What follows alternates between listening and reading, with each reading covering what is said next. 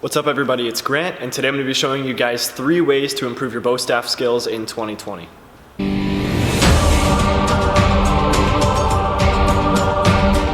What's up guys? So I thought I would just make this video just because it's the start of the new year. Everybody's kind of trying to get into their New Year's resolutions and things, and for those of you that have New Year's resolutions or just in general want to get better at using the bow staff, I decided I'd put this together to help you guys out and hopefully help you improve. So getting right into it, tip number 1 is consistent practicing.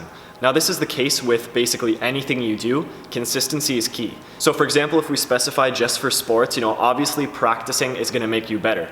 But what a lot of people do wrong is, say for example, they'll practice super hard for 1 week and then they'll take the next week off.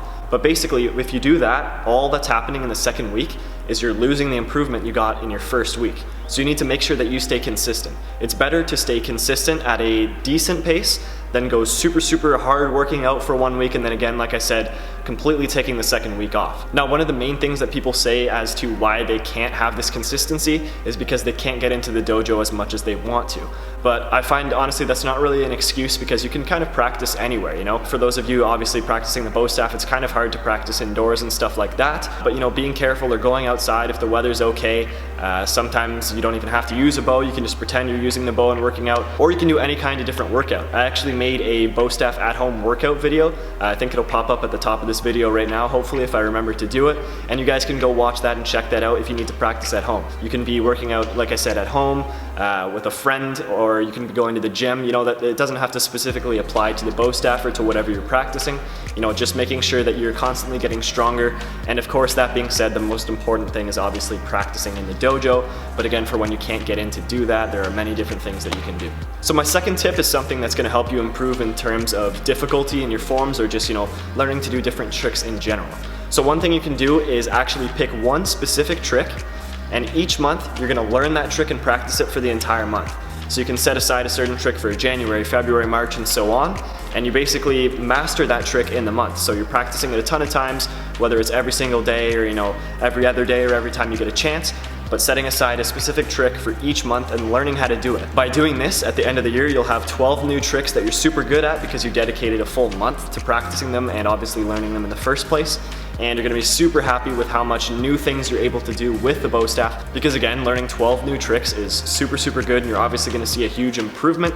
And as I always talk about, the more tricks you know, the easier it is to learn new tricks on top of that. So if you guys are just tuning into this video now and you haven't seen me or my channel before, I upload a weekly series called Tutorial Tuesdays, in which I give different tutorials to bow staff tricks. So you can go through those and watch, you can set aside, there's I think 24 of them now.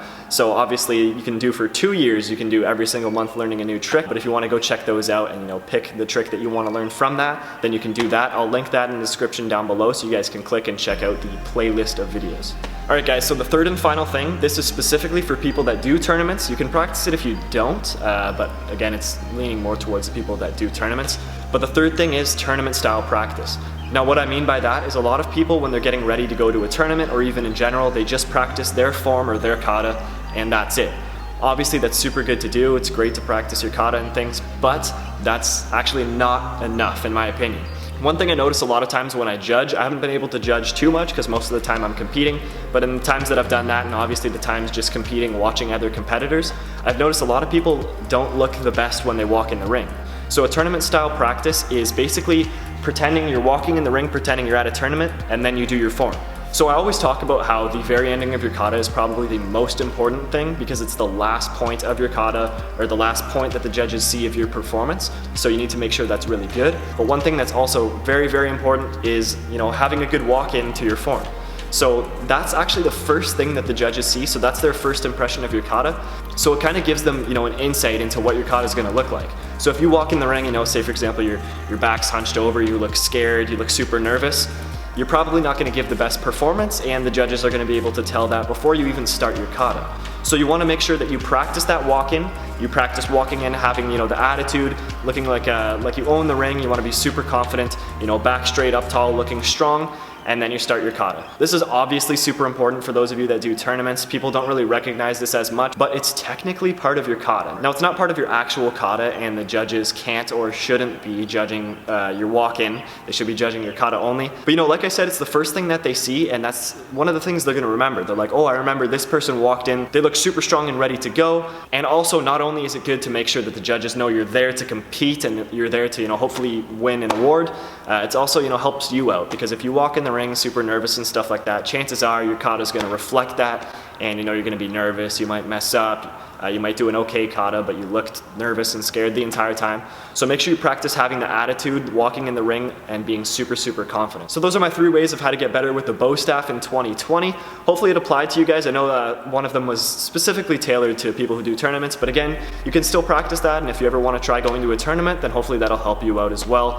And it's, I guess, like a morale boost as well for doing your kata anyways. So that's basically it, guys. Hopefully you enjoyed, and I'll see you in the next video.